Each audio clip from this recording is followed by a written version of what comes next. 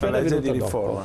E allora eccoci ritornati in diretta, eccoci di nuovo nello studio di TV7 Match per parlare del nuovo polo della salute di Padova, il nuovo ospedale di Padova. Io utilizzerei il professor De Riu come memoria storica. Prima l'editore Casen dice del nuovo se ne sta parlando da tanti anni. Da quanti anni è che ricorda lei? Dunque, guardi, io personalmente me ne sono interessato col professor Mario Bonsembiante, rettore, l'illuminato benemerito professor Bonsembiante. Nell'87 riuniva il senato accademico, di cui io facevo parte come associato, della facoltà dei membri della facoltà di medicina, ogni 2 mesi a parlare del nuovo ospedale, e ogni 3-4 mesi ci incontravamo anche con i rappresentanti della regione, del comune, eccetera, eccetera. Perché si parlava del nuovo ospedale già allora? Perché c'era un'esigenza, diciamo, molto sentita di fornire al contenuto, che era la classe medica dell'università di quel periodo, che era di altissimo livello come adesso, soprattutto nelle altre specialità, un contenente adeguato e idoneo. È la stessa ragione per cui ancora oggi se ne parla. Purtroppo devo dire quindi sono 30 anni in pratica, più di 30 anni. Io sono arrivato, se ne parlava già da 3-4 anni, in maniera concreta. Ecco. Poi le storie più recenti le conosciamo tutti, insomma. Purtroppo il grosso problema oggi credo che sia non più fare l'ospedale, ma il parametro tempo. I tempi, Boron. Allora, diciamo, non partendo così da lontano, ma ormai sono 10 anni buoni che si parla del nuovo polo della salute. Verona ha il nuovo ospedale, Padova lo sta ancora aspettando. A che punto siamo? Ma a che punto siamo? Io la storia ovviamente ce l'ho un po' più corta del professore, no, ma in termini di anni, però è abbastanza lunga lo stesso, perché è una cosa che se ne dibatte da tanto tempo.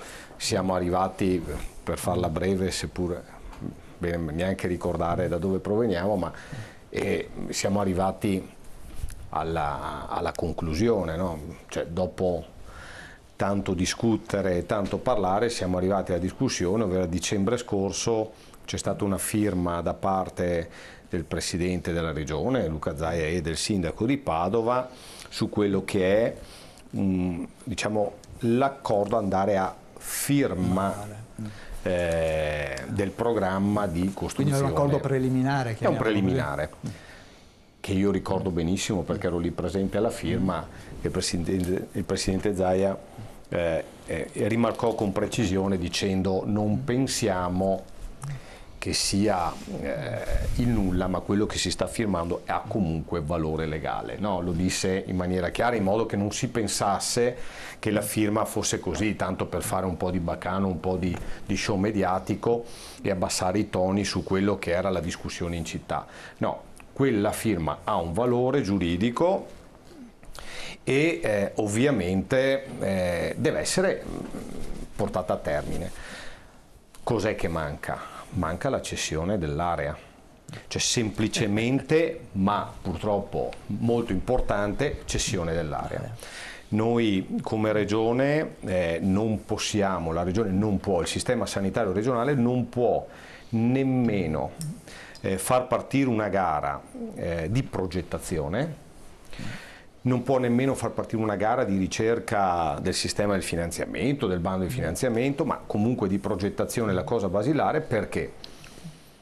Perché non avendo la disponibilità dell'area, se spendesse soldi, e il progetto sul nuovo ospedale mi creda ha un valore importante, un peso importante, se la Regione spendesse soldi per progettare il nuovo ospedale su un'area che non è a disposizione e domani mattina in qualche modo non gli arrivasse a disposizione, sarebbe passibile addirittura di denuncia alla Corte dei Conti e richiesta di danni. Quindi è necessario che il Comune faccia l'atto più forte, l'atto più decisivo, che è quello di mettere a disposizione l'area alla Regione, e la Regione, come la dà prima, non dopo, ma prima, fa partire subito il bando di progettazione.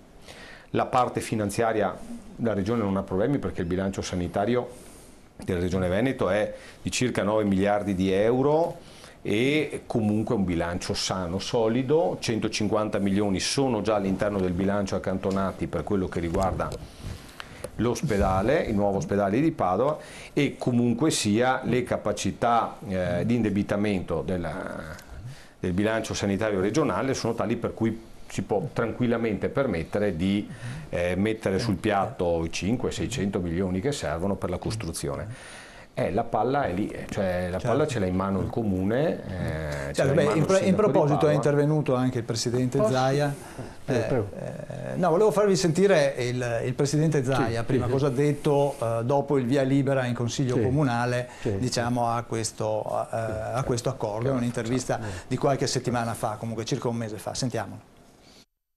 Noi auspichiamo che ci venga trasferita all'area. Nel momento in cui noi abbiamo il possesso, la proprietà dell'area, riusciamo a cominciare a mettere, come si può dire, fieno in cascina e anche a dar lavoro a tutta questa partita. Siamo pronti, auspichiamo che si chiuda almeno prima dell'estate questa partita, perché altrimenti diventerebbe anche stucchevole un dibattito ancora sull'ospedale. L'università sarà sempre seduta a mio fianco nel rispetto poi delle singole competenze. Non posso accettare che altri da fuori vengano a dire questo reparto va di qua, l'altro va di là, perché comunque poi la programmazione è in capo a noi. L'università è al nostro fianco, punto, non aggiungo altro, il Comune ci dia l'area.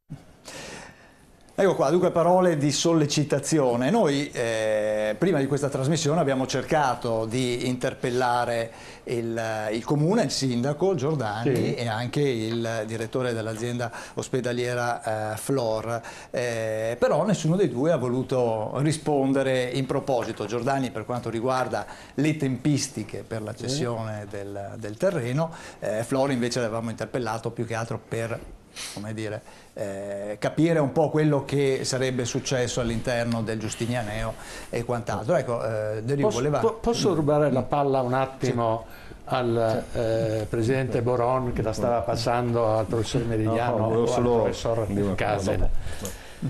Io sono stato un fondista da ragazzo, e quando diciamo, ho iniziato a interessarmi del nuovo ospedale nell'87, come ho detto, continuato a seguire la vicenda, tant'è vero che sono intervenuto anche come cittadino qualunque, diciamo, nei media, eccetera, anche qui, quando diciamo, c'è stato il cambio di gestione dell'amministrazione comunale di Padova e Giordani non voleva, o era lì a pensare se firmare o non firmare il preaccordo di cui ha parlato Boron.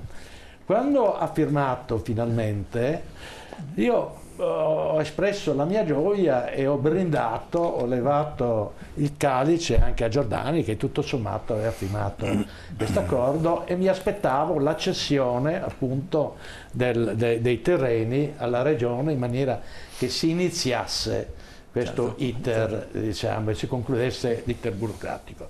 Adesso purtroppo sono sempre stato molto ottimista, sempre realista, eccetera. In questo momento sono molto scettico, diciamo, molte perplessità, perché ci sono dei segnali ben precisi che l'ospedale nuovo, secondo me, difficile che venga realizzato. Non lo dico così come sensazione, ma ho dei segnali precisi di quello che è un mio... Perché cosa potrebbe succedere? Cosa potrebbe secondo me, no, mi baso, succede che non fanno niente. Perché? Le dico perché. Prima di tutto c'è stata a questa predelibera, come sa molto bene il Presidente Boron, alla delibera di preaccordo che è passata in giunta al Comune. Una volta che è stata presentata in Consiglio Comunale è stata appiccicata una mozione. Ora, le mozioni sappiamo bene che possono valere 0 o valere 100. È stata varata e approvata una mozione che i casi sono due. O Giordani, che secondo me ha voglia di concludere questa cosa, riesce a districarsi dalle sbarre di questa gabbia, oppure se le sbarre di questa gabbia sono d'acciaio, mi riferisco alla sua componente, diciamo, politica che tiene certo, quella che appoggia in la piedi, maggioranza, insomma, diciamo, l'amministrazione. Se le sbarre sono d'acciaio è difficile che il preaccordo si trasformi in un accordo, anche perché sono elencate dei punti che sono alcuni assolutamente assurdi, come interventi sulle modalità con cui la Regione dovrebbe ottenere il finanziamento negando alcune possibilità. Ma altri sono difficilmente, diciamo, negoziabili. Prima cosa. L'altra palata di sabbia dentro il meccanismo della macchina che dovrebbe portare all'ospedale nuovo viene proprio dalla parte tecnica della Regione, perché ho letto, tutti l'avrete letto non più di un mese fa, provenire dall'apparato tecnico della Regione delle dichiarazioni diciamo terribili, perché tutti sappiamo che ci vogliono 30 mesi per la parte burocratica, per posare la prima pietra dal momento in cui c'è la cessione dell'area. Certo, quello che diceva prima Però, Zaia. Se gli uffici tecnici della Regione parlano di 6 anni di parte burocratica, allora questo, diciamo, desta dei sospetti. La terza cosa è stato l'articolo di avantieri sul giornale che sostiene un giornalista, un suo collega, che mette una pulce nell'orecchio dicendo ma tutto sommato Padova Est è solo a 1,5 chilometri dalle acciaierie, lì è saltato un perno, quindi i pazienti che si affacciano alla finestra vedono le acciaierie venete, eccetera, eccetera. Quindi se si butta della sabbia dentro un meccanismo già ben progettato, credo che il meccanismo poi non funzioni. Questo che mi rende scettico non sia stato chiarissimo. Quindi mi farò restituire il bicchiere con cui ho brindato per Giordani. Ho capito, ho capito. Il problema è molto semplice. È più importante l'interesse dei partiti o l'interesse della comunità? I partiti sembra. Sembra dei partiti. Sembra ecco, questo sì. è... Allora, perché poi alla fine, se questo ospedale si fa, ci guadagnano tutti. Ma la mia impressione, se stando alle parole sue, è che si vuole riportare l'ospedale dove era prima, sperando un cambiamento di giostra? Sì, senza dubbio. Quindi un Sansone con tutti i filistei. Un ospedale restaurato, maggiorato. Questo sarà, a mio avviso, la fine. La soluzione. Sentiamo anche il professor Merigliano. Che opinione il problema è un altro, è un problema statica. È un problema di statica. Io, quell'ospedale, l'attuale ospedale, non è antisismico. E credo che sia difficile renderlo antisismico. O quanti soldi ci vorranno per renderlo tale? Basta, mi scusi, basta vedere il policlinico. Cioè, il policlinico, i lavori del policlinico, oltre agli adattamenti interni, le sale operatorie, il lavoro principale, quello più gravoso, è stato renderlo antisismico. Parliamo di 100 milioni di euro solo per metterlo a norme e restaurarlo, che non è quello il problema principale, ma i lavori come si sono protratti nel tempo e le difficoltà che hanno creato, perché poi all'interno dell'ospedale ci sono ammalati, non ci sono mica... Certo, e si lavora con i malati. Professor Merigliano. Io parlo da tecnico, certo. Perché la nostra posizione è sempre stata quella che la politica prende le decisioni e i tecnici danno degli input tecnici. Allora, ricordiamo che tra l'altro lei ha stilato uno studio di prefattibilità, no? Nel 2015. Diciamo che l'università, su richiesta del presidente Zaia, aveva chiesto all'università uno studio di prefattibilità, un'analisi, e l'università aveva fatto una commissione composta dal presidente della scuola, da me, che sono direttore del Dipartimento di Chirurgia e membro del Senato accademico, dal professor Vettor, che era il internista, endocrinologo e membro del Consiglio di amministrazione, quindi 2 ruoli clinici ma anche istituzionali, più i 2 prorettori alla logistica e all'edilizia, proprio per avere tutte le componenti della progettualità di un nuovo ospedale, che ormai i nuovi ospedali non sono più solo un problema di tipo, come si può dire, medico, ma sono una macchina da riorganizzare da un punto di vista logistico che non si può fare su una struttura progettata negli anni 40 con una visione della medicina completamente diversa. Noi, soprattutto in questi ultimi 20 anni, abbiamo assistito a un cambio radicale. Io ricordo quando ero un giovane studente che noi preparavamo i pazienti in ospedale, cioè un paziente che doveva farsi un'ernia entrava e faceva l'elettrocardiogramma, faceva il torace, stava dentro 5-6 giorni e il paziente si sentiva sicuro in ospedale anche per queste cose. E la degenza per un intervento semplice era di 10-12 giorni. Questo è economicamente non sostenibile, è socialmente non sostenibile e difatti la medicina ha cambiato radicalmente. E io ricordo le prime volte che dicevamo ai pazienti: ma no, facciamo l'elettrocardiogramma, il torace a casa. No, dottore, mi lasci, posso venire allo stesso in ospedale. Oggi la cultura è esattamente diversa. Noi, per operare un paziente di chirurgia maggiore, un paziente al cuore, all'esofago, al colon, entra la mattina prima dell'intervento e se gli chiediamo di stare 2 o 3 giorni a fare degli esami, si dice: ma non posso farli da casa, perché ha la percezione che l'ospedale deve essere una struttura per momenti acuti. Quindi se l'ospedale di Padova fa, come fa quest'anno, 80.000 interventi all'anno, vuol dire che muove migliaia di persone tutti i giorni, migliaia di prestazioni, quindi la struttura è completamente diversa. Ha bisogno di grandi spazi, di accessibilità, ha bisogno di parcheggi. I padovani sanno benissimo che il problema più grosso dell'ospedale attuale sono i parcheggi. Come arrivarci anche. Come arrivarci, eccetera. D'altra parte sono cambiate le tecnologie. Noi a volte chiediamo come facciamo, eccetera. Gli ospedali cosiddetti a padiglioni sono frutto del periodo tra le 2 guerre, quando la medicina prevedeva appunto l'ospedalizzazione. Quindi si creava il padiglione, che dentro aveva addirittura il cinema tante volte, o il luogo di ricovero, le cucine, le mense, perché il paziente stava un mese in ospedale. E quindi la pediatria era un piccolo ospedale per i bambini, c'erano i reparti di medicina che avevano 400-500 posti letto, le persone.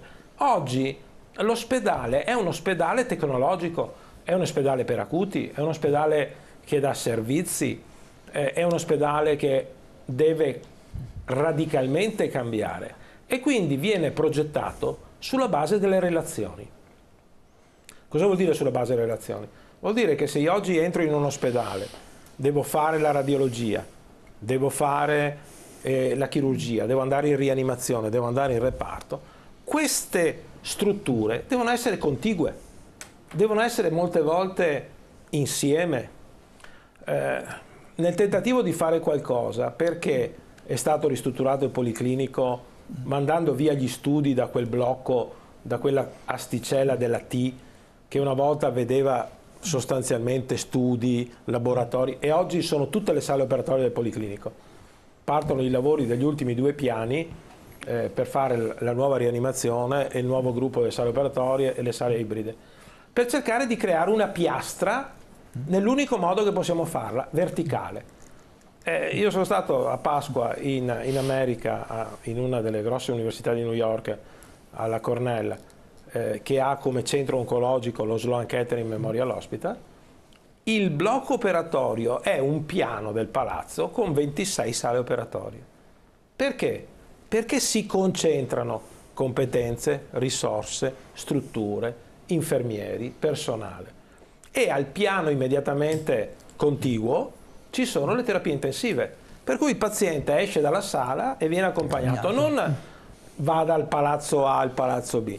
Quindi la percezione che abbiamo tutti i tecnici, ma che dico credo abbiano ormai anche tutte le persone, il presidente Boron assentiva finché parlava perché le ha vissute, ma la regione, è che passati 50 anni in tutto il mondo gli ospedali si riprogettano, si ridisegnano perché la medicina è cambiata. Il che non vuol dire che stiamo facendo, cioè, nonostante tutto, l'ospedale di Padova è il primo ospedale d'Italia secondo i dati della cosiddetta scuola di Pisa di Sant'Anna, che mette sotto osservazione ogni anno i principali ospedali, le aziende ospedaliere, universitarie, capoluoghi di provincia, quelli, e quest'anno dà tutta una serie di punteggi molto mirati, prestazioni, qualità, servizi. E Padova eccetera. ne esce... Padova è la prima. Però gli operatori, ma i pazienti, veramente scontano una serie di disagi mai visti. Dopodiché, devo dire, anche nel progetto dell'università ci si rende conto che quel polo ospedaliero non va completamente abbandonato. Ecco, beh, ma adesso parleremo anche di quello che quindi si la potrà... progettazione del nuovo ospedale è assolutamente necessaria. Le emergenze, urgenze, i trapianti, la chirurgia, le tecnologie oncologiche. Per esempio, in una moderna oncologia si fa la radioterapia durante l'intervento. In questo ospedale non è possibile. Non si può fare. Adesso, quindi, adesso discuteremo anche su quello che... La cosa principale è che Padova si merita questo trattamento, visto che l'ospedale di Padova è primo in Italia e, diciamo, se è primo in Italia è tra i primi al mondo, perché non ce ne sono tanti così. E allora perché la politica, il litigio politico, perché questo è un litigio politico, deve andare a sacrificare il benessere della città, ma il benessere dei cittadini e il benessere anche di chi viene ospedalizzato, perché chiaramente se le cose funzionano meglio anche per i degenti. E quindi il terreno, l'unica cosa. Perché non si apre un dibattito, cosa che siamo riusciti a fare con il Mose? Notizia di oggi pomeriggio. Zaia, giustamente, ha detto, vi metto a disposizione cose segretissime, il Mose era una delle cose più segrete al mondo, dopo la bomba atomica. Vi metto a disposizione tutto e ditemi cosa si può fare di meglio, che è la cosa più democratica ma anche più intelligente, perché di pensieri e di gente preparata in Veneto, ma in tutta Italia ne abbiamo. Per cui le cose si possono incominciare a muovere e lasciamo da parte i litigi elettorali o post-elettorali. È uscita questa cosa, mettono a disposizione tutto l'incartamento perché si faccia un ragionamento su una struttura che è stata criticata e che tuttora è critica, perché costerebbe, esco un attimo dal seminato, 100 milioni all'anno solo perché per mantenerla, anche se non si alzano le paratie, non ha importanza, quello è il costo, che è folle. Allora bisognerebbe che queste cose incominciassero ad aprirsi e non essere soltanto retaggio di alcuni o di partiti che si condizionano uno con l'altro, ma retaggio dei tecnici. Perché se le cose passano in mano ai tecnici, i tecnici li fanno. E ne abbiamo l'esempio adesso, scusate se vi chiamo tecnico, docenti universitari che sono in grado di mettere in piedi una struttura che per i prossimi 20 anni, 30 anni sarà sicuramente l'eccellenza e potrà insegnare agli altri e attrarre risorse economiche, perché anche quelle, per carità, i soldi sono del diavolo, però quando arrivano si accettano volentieri. Certo, beh, diamo la parola a Boron per rispondere da un punto di vista politico, perché noi insisteremo fino a che otterremo la stessa cosa che abbiamo ottenuto col Mose, apriamo il dibattito, la gente si appropri di questa cosa perché è importante. Ma È importante dire una cosa, perché giustamente l'ho sentito dai professori qui presenti, insomma, e anche da lei, editore, che bisogna partire da un concetto di base. L'ospedale di Padova non è la struttura che noi vediamo, no? E non è neanche la struttura nuova che si vuol fare. È un insieme di conoscenze e di professionalità che sono fatte di medici, infermieri e soprattutto di un'università che è la più antica in ambito medico al mondo, che dà questa forza, che crea questa forza, che esporta nel mondo medici, che esporta in Italia medici. Cioè parte da lì il cuore del sistema sanitario veneto, non padovano. Non a caso l'hub e il nuovo ospedale di Padova viene identificato nella programmazione regionale come strategico regionale e sovraregionale. Perché? Perché quando noi ragioniamo e programmiamo la sanità del futuro, perché è questo che bisogna pensare col nuovo ospedale, pensiamo a una sanità che non solo è tecnologia, ma è fatta di ovviamente indotti economici che forse nessuno ci pensa. Il fatto che siamo in Europa, c'è l'immigrazione sanitaria, oggi la conosciamo a livello nazionale e su questo le due università, quindi Padova in maniera molto più forte, ma anche Verona, le due aziende ospedaliere, sono dato importantissimo per il bilancio sanitario regionale. Noi abbiamo 150 milioni, un po' di più di 150 milioni l'anno scorso di entrate economiche da servizi sanitari prestati ad immigrazione sanitaria, cioè da coloro che vengono da altre regioni d'Italia. Ma il fatto che l'armonizzazione europea ponga che il servizio sanitario, ovvero quella tessera che noi abbiamo con il CIP, ci potrà permettere di andare in qualsiasi paese europeo a curarci, e paga il sistema sanitario di provenienza, perché questo è l'obiettivo europeo, vuol dire che se noi non pensiamo e non ragioniamo sul fatto che dobbiamo essere attrattivi e non esportatori ovviamente di pazienti, guardate che salta il sistema sanitario.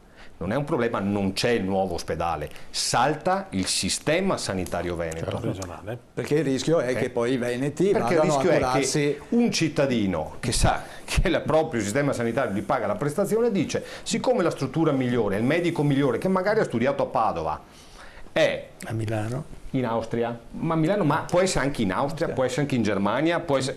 io vado lì a curarmi e arriva il conto in regione da pagare. Certo. Bene, se noi non vogliamo che questo accada, perché poi si depaupera tutto il sistema... Lo vorrei... speriamo che avvenga il contrario. Esatto, se noi non vogliamo che questo accada, dobbiamo essere attrattivi e abbiamo tutte le potenzialità per farlo, perché si chiama scuola di medicina, cioè si chiama formazione, si chiama professionalità del sistema, si chiama regione che ha comunque capacità gestionali e programmatorie anche oculate sull'ambito economico, che producono risultati, fa investimenti, tecnologie. Questo noi dobbiamo fare, e quindi arrivano i pazienti in Veneto e la capacità reddituale poi del bilancio sanitario permette ulteriori investimenti, permette ai padovani, ai veneti di rimanere qui e non andare altrove a curarsi, e si mantiene il sistema. Se noi partiamo a questo concetto è proprio per confutare il fatto di dire non si può parlare di colore politico, perché quando succederà questo, se non l'abbiamo capito, il colore politico sì.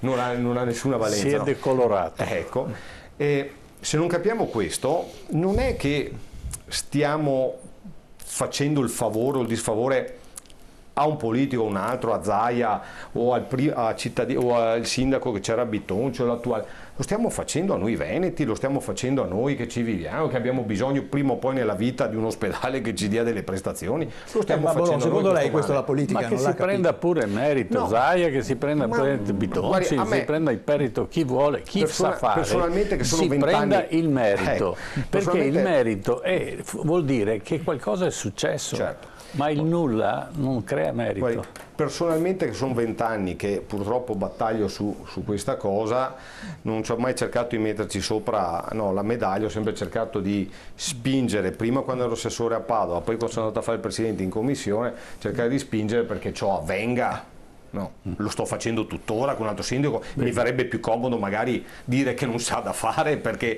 dare la colpa a qualcun altro. No, è l'opposto la cosa. Noi abbiamo necessità di questo investimento, di questa importante infrastruttura, perché dobbiamo dare strategicità alla scuola di medicina padovana e pertanto far sapere che la Regione Veneto, il sistema sanitario veneto è eccellente oggi, ma lo sarà nei prossimi 20 anni, 30 anni, cioè non parliamo, non è inutile neanche parlarne, perché se partiamo che il nuovo ospedale è solo, come alcuni fanno, un investimento, una costruzione, un building da costruire, un palazzo, il consumo di suolo, non abbiamo capito invece che cos'è. Poi c'è un fattore economico, se vogliamo metterla terra a terra, che è un investimento così importante nella città di Padova, cioè il più grande investimento pubblico dei prossimi 30 anni regionale nella città di Padova, è un indotto economico che per i termini economici di solito €1 pubblico investito sono 7 volte, no? La moltiplicazione a 7 volte dell'indotto, è un indotto economico che può andare oltre i 3-4 miliardi di euro di indotto economico sul tessuto padovano, con la produzione poi sinergica di tutto ciò che ci ruota attorno a un sistema così complesso come l'azienda ospedaliera, che è ovviamente lavoro, economia, ristoranti, alberghi, infrastrutture, e pertanto quei ragazzi che oggi magari si laureano o cercano un lavoro e devono per forza comprare un biglietto molto spesso di sola andata per Londra, Parigi, Francoforte, di qua in America, magari il biglietto di sola andata lo prendono, non so, dalla guizza del tram che li porta fino al nuovo ospedale. Ecco. Chiarissimo, sentiamo anche De Rio che voleva intervenire. Guardi, io mi riaggancio al déjà vu, qui mi hanno introdotto il professor Merigliano e il presidente Boron, perché stiamo parlando di cose già discusse, già note, e quindi molto brevemente il presidente Boron ha messo a fuoco il problema vero all'inizio del suo discorso, e cioè ha rimarcato che noi stiamo parlando di un hub, cioè di un ospedale, mi sembra che si chiami di terza categoria, diciamo elevata, che non è solo l'ospedale territoriale dei padovani eccetera eccetera, che si chiamano spoke se non ricordo male. Allora si è partiti dal concetto che lo spoke, l'ospedale territoriale, doveva stare dove c'è quello attuale, mentre il grande ospedale a respiro non solo padovano, ma neanche veneto, ma neanche nazionale, quello di alta specializzazione, ha bisogno di 400.000 metri quadri che sono stati identificati a Salazzo, a Padova Est. Allora, gli utenti di questo ospedale quali saranno? Saranno sicuramente i medici universitari, che però devono vivere in stretta simbiosi, cosa che non succede adesso, con la ricerca e con una didattica adeguata. Negli studi che ha fatto il professor Merigliano, peccato che non si possano vedere, ci sono dei metri quadri che riguardano le esigenze della ricerca, le esigenze della clinica, le esigenze della didattica, il campus eccetera eccetera.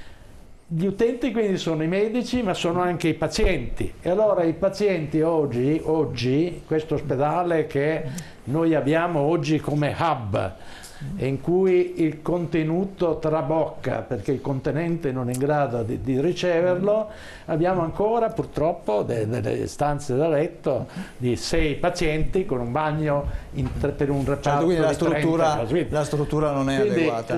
Anche la parte alberghiera è importantissima, richiede degli spazi che il vecchio ospedale non è in grado può concedere. Certo, pensi agli spazi verdi, ai poveri bambini della oncoematologia pediatrica che escono dalla pediatria, invece che vedere un bel campo verde, lì sono stati calcolati dei rapporti ben precisi tra verde e posto letto, insomma sono dei calcoli molto semplici. Studi precisi. In altre parole, qui se andiamo verso, come purtroppo temo per le ragioni che ho detto, a meno che non succeda qualcosa, e poi passo la palla al presidente Boron, se andiamo verso un restauro maggiorato dell'esistente, non soddisferemo né le esigenze degli approcci, degli accessi, dei parcheggi, dello spazio verde, dei letti,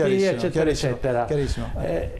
Mi faccia passare la palla un attimo a Boron per una risposta secca. Se nel caso diciamo pessimista da me ipotizzato, e qui con una manfrina che continua ormai da tempo, diciamo, il comune non cede l'area. Zaia ha il coraggio di espropriare e si è messo dei limiti di tempo? Guardi, in maniera perché molto, l'unica soluzione è quella. In maniera molto secca, io nel bilancio 2018, quando abbiamo votato a dicembre il bilancio, ho depositato 2 emendamenti che parlavano di esproprio d'area. Sono stato un po' deriso così anche dall'amministrazione padovana, però è tanto vero che ha dovuto firmare la carta e poi li ho ritirati, perché se no non li ritiravano. Le dico di più, visto per rispondere precisamente. A memoria di quell'occasione, a dicembre, fa presto arrivare, c'è un altro bilancio, gli emendamenti che posso depositare per l'esproprio hanno un valore ancora più pesante nel momento in cui c'è anche un preaccordo firmato, che se prima qualcosa si poteva dire, giuridicamente ora potrebbe non solo avere una velocità d'azione un esproprio, ma addirittura potrebbe avere una velocità d'azione anche accantonare qualche soldino di quella parte, 150 milioni, per chiedere anche i danni di un qualcosa che ormai la città di Padova insomma ha necessità, la regione ha necessità e il sistema sanitario ha necessità. Questo non è per lanciare la palla, ma è per rispondere solo alla sua domanda. Sì, è possibile fare l'esproprio con la firma del preaccordo, ha un valore giuridico anche perché. E come si fa? Nella manovra finanziaria di dicembre, si va di solito a novembre-dicembre, si depositano emendamenti. Ci sono quelli di prima, basta fare 2 righe di modifica e mettere anno 2018 invece che 2017. È pronto. Ecco. Diciamo quindi che ce l'ho già nel cassetto, ecco, mettiamo così. Quindi c'è la possibilità di intervenire eventualmente e forzare la mano se no, non ma si sa dovesse... perché? Cioè, il problema, l'ho spiegato prima, no? Ha un valore che va oltre a quello che è destra, sinistra, il valore politico, è un valore strategico. E non è più rimandabile. Non è più rimandabile. Bravo. Perché rischiamo di perdere un treno, un'opportunità. E guardi che non è che chi guarda fuori sta lì e si aspetta, cioè il fatto che la regione sia disposta a mettere 500-600 milioni di investimento così importante a Padova non è che le altre province, gli altri comuni o chi ha necessità di investimenti infrastrutturali in sanità cioè è contentissimo, no? Perché magari dicono portameli di qua i soldi, cioè Verona si è fatta le strutture, ma non è detto che prima o poi, se il sistema azienda ospedaliera padovano non ha gli investimenti necessari, possa avvantaggiarsene qualcun altro. E siccome il portafoglio, diciamo, il salvadanaio del bilancio sanitario non è che sia apribile in ogni momento, è un'occasione storica, di congiunture storiche e di capacità finanziaria da parte della regione che in questo momento non ha precedenti, può agire in maniera veloce, potrebbe addirittura arrivare ad autofinanziamento con il sistema del bilancio che ha. Certo. Guardi, ci fermiamo un attimo, abbiate pazienza perché il tempo scappa via e dopo andiamo un attimo in pubblicità, ma torniamo subito e poi continuiamo il nostro confronto. A tra poco.